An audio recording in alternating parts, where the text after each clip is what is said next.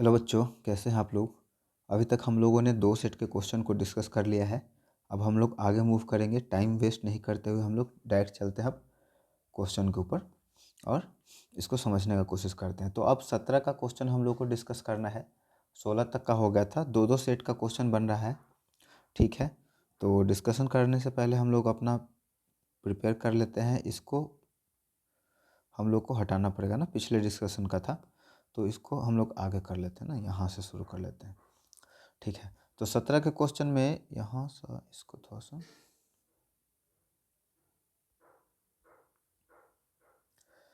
17 के क्वेश्चन में भी आप देख रहे हैं उसी तरह से है। पहले आपका सब्जेक्टिव क्वेश्चन है, उसके बाद फिर आपका ऑब्जेक्टिव क्वेश्चन है ना। तो यहाँ पे कुछ फिल इन द ब्लैंक्स है और शॉर्ट आंसर क्वेश्चन है। ठीक है, अभी जो एग्ज़ाम हो रहा है ना उसमें लगभग 80 क्वेश्चन आते हैं और जिसमें से 50 का आंसर देना होता है। ये पुराना क्वेश्चन है इसलिए ऑब्जेक्टिव क्वेश्चन कम है इसमें। ठीक है, हम लोग फिर उसको भी डिस्कस करेंगे, लेटेस्ट वाले को भी। तो आ जाते हैं हम अपने क्वेश्चन पे। सबसे पहले फिजिक्स है, इसमें विद्युत धारा का उत्पन्न करने की युक्ति को क्या कहते हैं। विद्युत धारा उत्पन्न जो करता है, तो जो उत्पन्न करता है वो जनरेटर कहलाता है। जनरेटर को हिंदी में हम लोग जनित्र कहते हैं। गैल्वेनोमीटर नहीं होगा, एमीटर नहीं होगा। एमीटर से इलेक्ट्रिसिटी को मेज़र करते हैं। ऊर्जा का एसआई मात्रक क्या होता है। ऊर्जा का होता है हम लोग का, ऊर्जा मतलब एनर्जी, एनर्जी मतलब जूल हो सकता है। ठीक है, जूल हो सकता है। उसका निम्न में से किसका अर्थ जल होता है। जल का मतलब होगा हाइड्रो। ठीक है, निर्वात में प्रकाश की चाल, एयर में या फिर वैक्यूम में स्पीड ऑफ लाइट होता है 3 × 10⁸ मीटर पर सेकेंड सॉरी, किलोमीटर पर सेकेंड नहीं होगा, सेंटीमीटर पर सेकेंड नहीं होगा, मीटर पर सेकेंड होता है। प्रकाश के परावर्तन के नियम निर्धारित होते हैं। आपतन कोण बराबर होते हैं परावर्तन कोण। परावर्तन कह रहा है, प्रकाश के परावर्तन, अपवर्तन नहीं। आपतन कोण परावर्तन कोण के बराबर होता है। ये 5 का ए हो जाएगा। 6 में लेंस में मुख्य फोकस की संख्या कितनी होती है। लेंस में मुख्य फोकस क्या होता है, 2 होता है ना। देखिए, मिरर जब बनता है तो इस तरह से बनता है, यहाँ से कट करते हैं, यहाँ से कट करते हैं, बाकी पार्ट को क्या कर देते हैं हम लोग, इरेज करते हैं, कट करके हटा लेते हैं और बचा हुआ पार्ट को क्या करते हैं, सिल्वरिंग करते हैं। एक को बाहर से और एक को अंदर से। तो इस तरह से हम लोग का मिरर का फॉर्मेशन होता है ना। ये हम लोग का हो गया कॉनकेव और ये हो गया कॉन्वेक्स। अगर वही बात करें हम लोग लेंस का, तो लेंस इस तरह से बनता है ना। ये हो गया हम लोग का कॉन्वेक्स लेंस और ये हो गया हम लोग का कॉनकेव लेंस। इस तरह से यहाँ से इसको मिटाएंगे तो हम लोग का कॉनकेव हो जाएगा। ठीक है, और इसको मिटाएंगे तो हम लोग का कॉन्वेक्स हो जाएगा। इस तरह से आप देख सकते हैं, आपके सामने ही बन रहा है ये। तो 2 यहाँ से हो जाएगा। ताप बढ़ने से चालक का प्रतिरोध क्या होता है। ये बहुत ही इंपॉर्टेंट है। तो चालक का प्रतिरोध बढ़ेगा, ये इंपॉर्टेंट में डाल लें, ये आपके लिए ज़रूरी होता है। जब जब आपका टेम्परेचर बढ़ेगा तो उसका रेसिस्टेंस भी क्या होगा, साथ में बढ़ेगा। अब आ जाते हैं हम लोग केमिस्ट्री पर। साग सब्जियों का विघटित होना, कंपोस्ट बनना एक प्रकार की अभिक्रिया है। क्या कहलाता है वो कहलाता है हम लोग का डिकम्पोजिशन कहलाता है ना, जिसको अवक्षेपण हम लोग बोलेंगे। ठीक है, ऊष्माक्षेपी ऊष्माशोषी संयोजन ये नहीं होगा, अवक्षेपण होगा। उपापचय वह प्रक्रिया है जिसमें ऑक्सीजन का योग, इलेक्ट्रॉन का त्याग, हाइड्रोजन का वियोग और इसमें से सभी। तो देखिए, जब भी आपका आए इनमें से सभी ना, तो मैक्सिमम प्रोबेबिलिटी होता है कि आपका आंसर वही हो, है ना।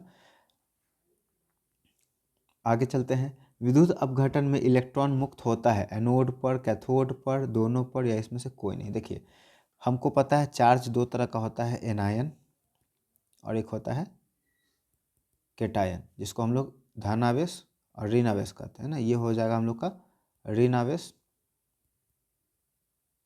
और ये हो जाएगा धन आवेश। ठीक है, ध्यान से समझना है। अब जब आपका सेटअप बनता था इलेक्ट्रोप्लेटिंग का या फिर chemical effect of electric current का, तो उसमें इस तरह से सेटअप होता था। इसमें सॉल्यूशन होता था H2SO4 का प्लस में H2O का, और जिस मटेरियल को एक के दूसरे ऊपर चढ़ाना होता था उसको हम लोग अरेंज करके चढ़ाते थे। ठीक है, तो पूछा है कि विद्युत जब अपघटन होगा तो इलेक्ट्रॉन, इलेक्ट्रॉन के ऊपर हमको पता है चार्ज होता है निगेटिव। ठीक है, तो निगेटिव चार्ज जिसके ऊपर जा कर के चढ़ेगा उसको हम लोग बोलेंगे एनोड। ठीक है। निगेटिव चार्ज जिसके ऊपर जाकर चढ़ेगा उसको हम लोग बोलेंगे एनोड।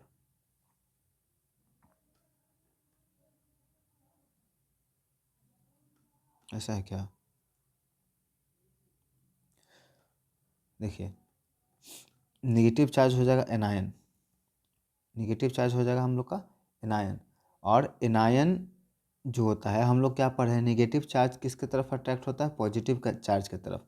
ठीक है, तो मान लीजिए कि निगेटिव चार्ज जा करके इसके ऊपर चढ़ा है, चिपका है निगेटिव चार्ज, तो किसके तरफ अट्रैक्ट होगा, पॉजिटिव चार्ज को। पॉजिटिव चार्ज को कहते हैं हम लोग कैटायन। ठीक है, यहाँ से थोड़ा सा कन्फ्यूजन था, क्लियर कर लीजिए उसको। ठीक है, कि निगेटिव चार्ज को हम लोग कहते हैं एनायन, और अपोजिट चार्ज मतलब निगेटिव किसके तरफ अट्रैक्ट होगा, पॉजिटिव की तरफ।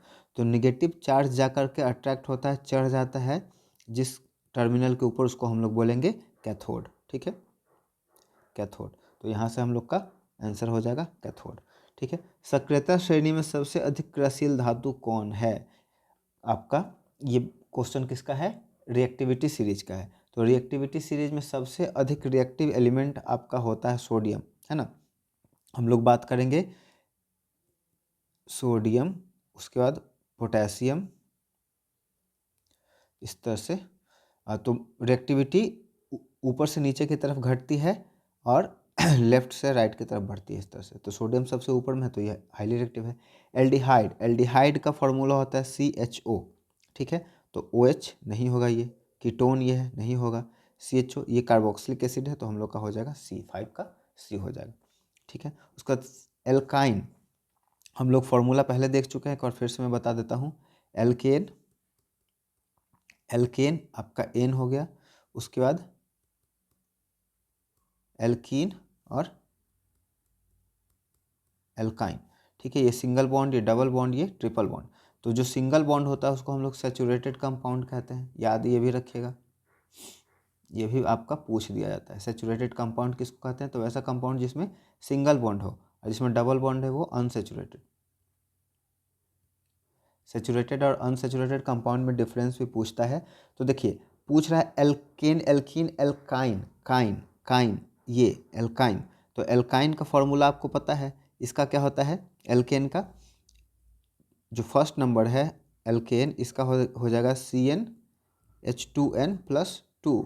ठीक है, इसका हो जाएगा दूसरे का CnH2n, और इसमें जब -2 कर देंगे CnH2n-2, तो हम लोग का हो जाएगा इसका एल्काइन का। तो यहाँ से एल्काइन का हम लोग का बन करके आएगा CnH2n-2। तो ये हम लोग का आंसर हो जाएगा एल्काइन का। ठीक है, आगे चलते हैं। 1 पिकोमीटर पूछ रहा है, पिकोमीटर पूछ रहा है, तो इसके लिए थोड़ा सा मैं आता हूँ, आपको बता ही देता हूँ। जब हम लोग प्रीफिक्स यूज करते हैं ना, प्रीफिक्स यूज करते हैं, तो दो तरह का होता है, एक होता है निगेटिव का, एक होता है पॉजिटिव का। ठीक है, ये जनरली मैथमेटिकल टर्म में होता है 10⁻⁻1, 10⁻², 10⁻⁻3, 10⁻⁻6, 10⁻⁻9, 10⁻10, 10⁻12, 10⁻15। अब सबका स्पेसिफिक नाम है, इसका नाम होता है डेसी, इसका होता है सेंटी, इसका होता है मिली। ठीक है, इसका होता है माइक्रो, माइक्रो ऑर्गेनिज्म आप लोगों ने पढ़ा होगा, जिसका साइज 10⁻⁻6 से छोटा है।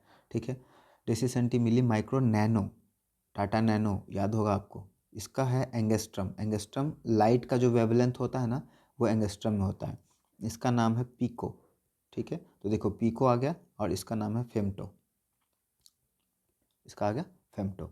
अब उसी तरह से 10⁻+1, 10⁻+2, प्लस में 3, 6, 9, 12, 15, Deka, hecto, kilo, mega, mega आपको पता होगा, जब इंटरनेट चलाते हैं तो MB का फुल फॉर्म क्या होता है, मेगाबाइट, है ना। Giga 1 GB, 2 GB RAM, 3 GB RAM, 10 GB RAM, इस तरह से गीगा। इसके बाद होता है ये टेरा, और ये होता है पेटा। ठीक है, तो इस तरह से होता है। तो पूछ रहा है आपका पिकोमीटर, पिकोमीटर पूछ रहा है, तो आपका होगा 10⁻⁻12। ये आपका पहला आंसर हो जाएगा, 12 नहीं होगा। ठीक है, अब बायोलॉजी का कुछ क्वेश्चन है, बायोलॉजी को भी हम लोग देख लेते हैं। निम्नलिखित में नर युग्मक मतलब स्पर्म, स्पर्म क्या है? ठीक है, स्पर्म के बारे में पूछ रहा है तो ये शुक्राणु हो जाएगा। ठीक है, स्पर्म को शुक्राणु कहते हैं। जिबरलिन क्या है? गिबरलिन है ना, ये हिंदी में लिखा है, इंग्लिश में अगर लिखता है तो गिबरलिन होता, गिबरलिन। तो ये क्या है? हार्मोन है। ठीक है, ये हार्मोन है किसका? प्लांट का हार्मोन है, गिबरलिन प्लांट का हार्मोन है। तीसरा, पादप में फ्लोएम उत्तरदायी है, जाइलम से जल और फ्लोएम से फल, है ना। हम लोग जब भी क्लास में मैं पढ़ाता हूँ तो जाइलम और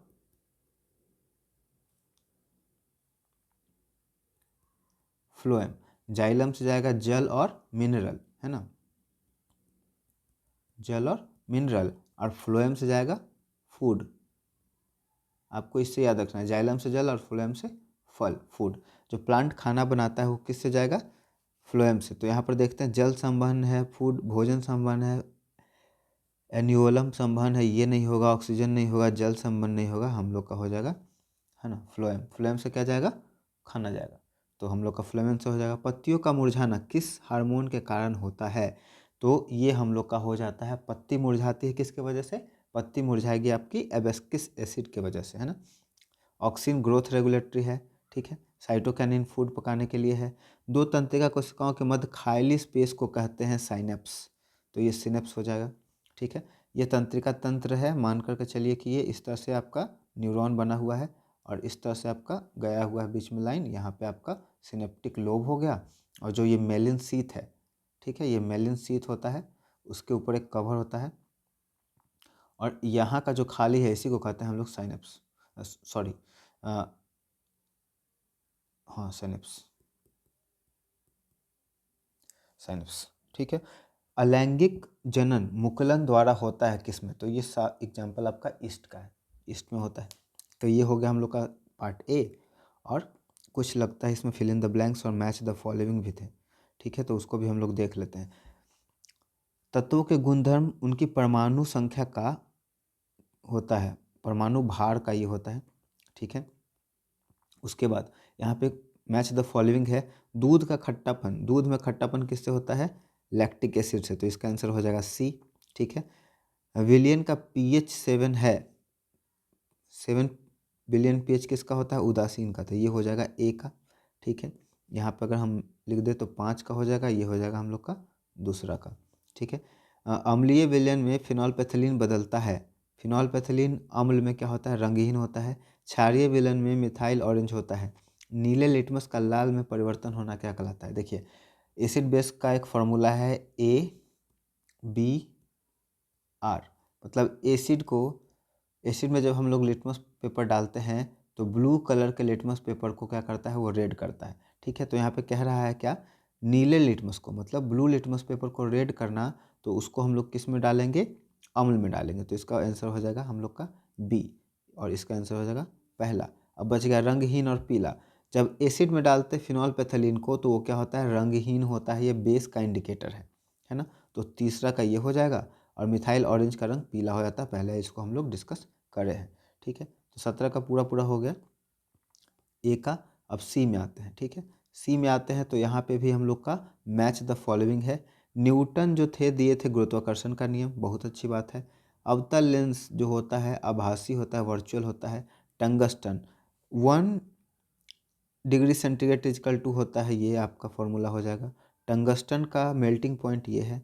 ठीक है, टंगस्टन का यूज होता है नाइक्रोम हीटर के तार में, है ना।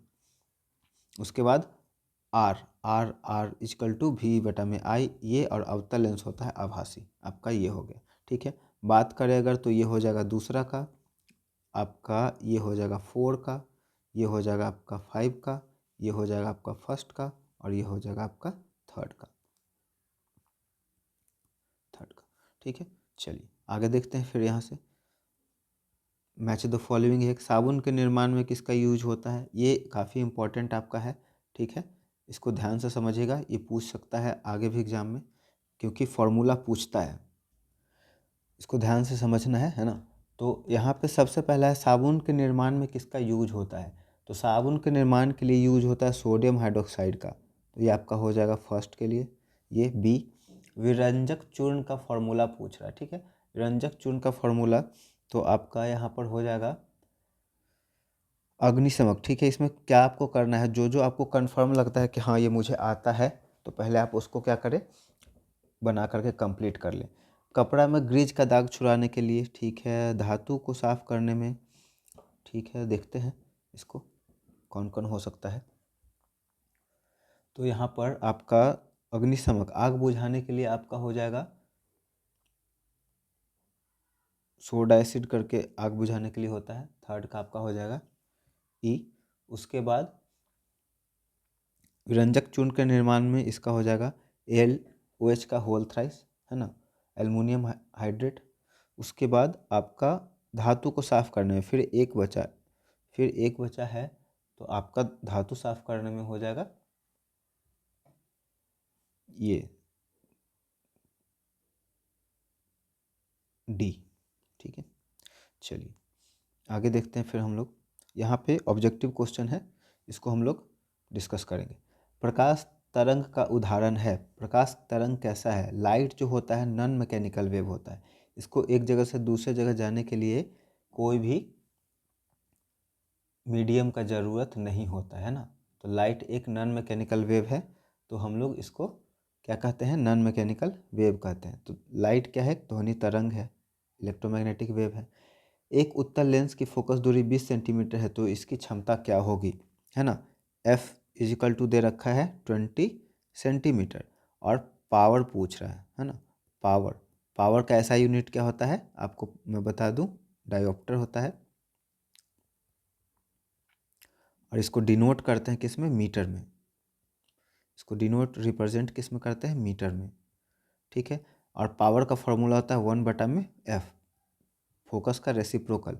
तो 1/20 को अगर हम लोग सॉल्व करें तो ये ऊपर में कम है तो कटेगा नहीं, तो 0 देंगे 10 हो जाएगा, फिर भी नहीं कटेगा, फिर 0 देंगे 100 हो जाएगा, 20 के टेबल में 5, और ये हो जाएगा हम लोग का 0.05D। एक उत्तल लेंस की फोकस दूरी -20 सेंटीमीटर है, तो इसकी क्षमता क्या होगा, पावर इजकल टू 1/F, ठीक है। तो इसमें से कोई नहीं हो जाएगा, इसका 0.05D होना चाहिए ना।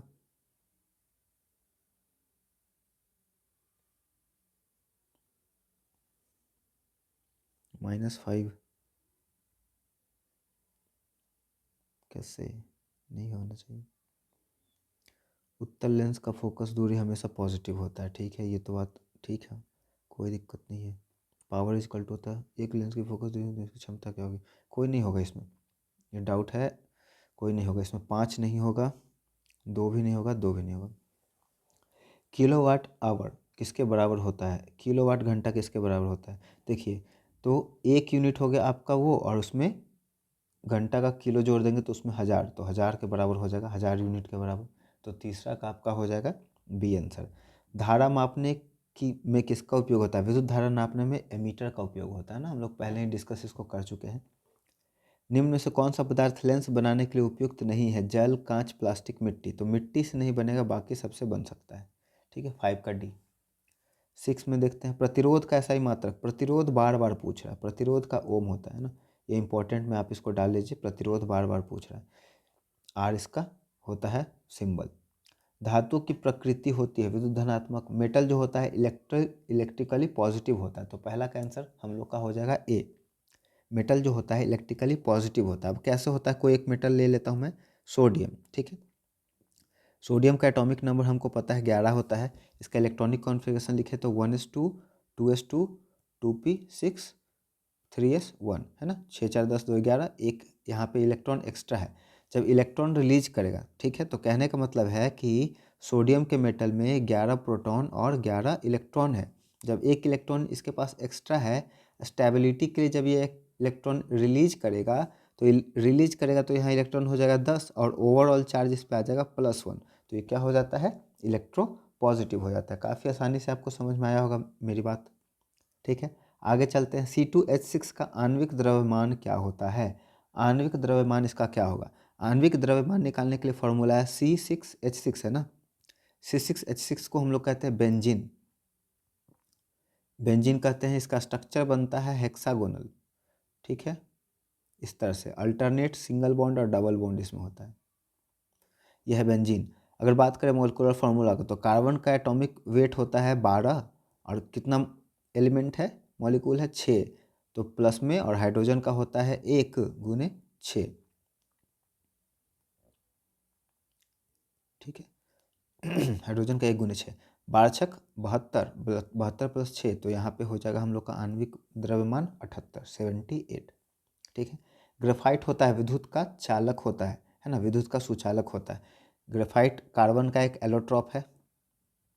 एलोट्रॉप मैंने पिछले वीडियो में बताया है, आप जाकर के वहाँ देख सकते हैं। कार्बन का एलोट्रॉप है जिसमें इसका स्ट्रक्चर होता है हेक्सागोनल, जैसे यहाँ पे मैंने बेंजीन बनाया था ना, उसी तरह से। और ये एक दूसरे के ऊपर क्या होता है, अरेंज होता है, इस तरह से अरेंज होता है, जिसमें सभी तो एक दूसरे से जुड़े होते हैं, लेकिन बाहर का एक जो होता है ना यहाँ पर, ये फ्री होता है, जिस वजह से क्या होता है, इलेक्ट्रॉन का यहाँ पे ट्रांसफ़र होता है, और इलेक्ट्रॉन के ट्रांसफ़र की वजह से ही क्या होता है, उसमें करंट का फ्लो होता है। क्लोरोमीथेन का सूत्र क्या है, क्लोरोमीथेन, तो इसमें क्लोरीन आ जाएगा और मीथेन आ जाएगा, तो CH3Cl हो जाएगा इसका, है ना, आपका 4 का CH3Cl हो जाएगा। संगमरमर का रासायनिक सूत्र, संगमरमर आपका देखिए दोबारा ये पूछा है, रिपीट किया, कैल्शियम कार्बोनेट होता है CaCO3, ठीक है। आपको अगर कहीं दूसरा जगह कुछ और मिल रहा है तो आप उसको चेंज कर लीजिएगा, CaCO3 ही होगा, कैल्शियम कार्बोनेट होता है संगमरमर का। निम्न में कौन विजातीय पदार्थ है जो एक जैसा नहीं है, ठीक है, तो इसमें आपका हो जाएगा विजातीय परिवार में संगमरमर। चूना पत्थर, खड़िया और नमक, ये सब क्या है, रिएक्ट होकर बनता है संगमरमर, कैल्शियम कार्बोनेट, दोनों आपका क्या है, एक मेटल एक नॉन मेटल, दो नॉन मेटल से मिलकर के बना है ना, इस तरह से कुछ करके आपका हो जाएगा 6 का, ठीक है। तत्वों के आवर्त वर्गीकरण में अष्टक सिद्धांत किसने दिया था, लॉ ऑफ ऑक्टेव, न्यूलैंड, है ना, ऑक्टेव का नियम न्यूलैंड्स। 7 का आपका डॉवर्नियर, शायद डॉवर्नियर, ट्रायड्स न्यूलैंड ने दिया था ना, डॉवर्नियर ऑक्टेव दिए थे। क्लोरोफिल वर्णक का रंग कैसा होता है, हरा होता है, ठीक है, ये रिपीटेड क्वेश्चन है, जो रिपीटेड रहेगा मैं आर लिख दूंगा उसके जगह पे। समजात अंगों का उदाहरण दे, ठीक है। जब हम लोग देखिए CBSE में क्या हुआ है, हेरिडिटी एंड एवोल्यूशन से एवोल्यूशन को हटा दिया गया है ना। अगर बिहार बोर्ड के बच्चों के लिए अभी एवोल्यूशन है, तो उसमें 2 तरह का ऑर्गन होता है, होमोलोगस और एनालोगस। होमोलोगस ऑर्गन और एनालोगस ऑर्गन, ठीक है। इसमें 2 तरह के ऑर्गन का बात होता है। एक ऑर्गन वैसा ऑर्गन होता है जिसका ऑरिजिन सेम होता है, मतलब सबका ऑरिजिन सेम है लेकिन काम अलग अलग कर रहा है। एक ऑर्गन ऐसा होता है कि ऑरिजिन अलग है लेकिन काम सेम कर रहा है ना, तो जो ऑरिजिन सेम है और अलग अलग काम कर रहा है वो शायद होमोलोगस कहलाता है, और जिसका ऑरिजिन अलग अलग है काम सेम कर रहा है वो क्या कहलाता है, एनालोगस कहलाता है, ठीक है। तो इसमें पूछ रहा है कि समजात अंगों का उदाहरण क्या है, हमारा हाथ है कुत्ते का अग्रपाद, ठीक है, दोनों का ऑरिजिन सेम है लेकिन काम अलग अलग है, ठीक है। हमारे दांत है वो हाथी का दांत, ये अलग चीज़ है, इसका यूज नहीं होगा। आलू एवं घास के अपिमुस्तारी, ये गलत है, तो आपका आंसर ए हो जाएगा, ठीक है, मे बी। अधरनाल का सबसे लंबा भाग, अधरनाल मतलब डाइजेस्टिव सिस्टम का शायद बात कर रहा होगा, डाइजेस्टिव सिस्टम शायद हो सकता है ये अधरनाल, ठीक है। तो डाइजेस्टिव सिस्टम का सबसे लंबा पार्ट तो हम लोग का स्मॉल इंटेस्टाइन ही होता है, नाम सिर्फ छोटा है, साइज इसका बहुत बड़ा होता है, 6.5 मीटर का ही होता है, लगभग 20 से 22 फीट। एक लिंगी पुष्प का उदाहरण है, देखिए पपीता एक लिंगी होता है, ठीक है, सरसों नहीं होता है और उड़हुल नहीं होता, ये दोनों क्या है, बाइसेक्सुअल है। अपघटक का उदाहरण है कवक। मानव जनन अंग किस आयु में परिपक्व एवं क्रियाशील हो जाते हैं, तो 12 साल में आदमी क्या होता है, लगभग लगभग 12 से 18 साल के बीच में ना। मानव जनन अंग किस आयु में परिपक्व एवं क्रियाशील हो जाता है, 12 साल इसका होना चाहिए, 18 साल तो एडल्ट का एज है, तो 12 साल, 10 से 12 साल में लड़की का और 12 से 14 साल में लड़का का, तो इसका सही आंसर तो 12 ही होना चाहिए, ठीक है। तो 2017 का भी हो गया यहाँ पे वीडियो कंप्लीट, इसको मैं जब अपलोड कर दूंगा उसके बाद फिर 2018 का फिर हम लोग डिस्कशन देखेंगे। इतना वीडियो आप देख लें, वीडियो पसंद आया हो तो वीडियो को ज़रूर लाइक कर दें, दोस्तों और परिवार के सदस्यों के बीच में करना शेयर वीडियो को ना भूलें और हमारे चैनल को सपोर्ट करने के लिए बहुत बहुत धन्यवाद।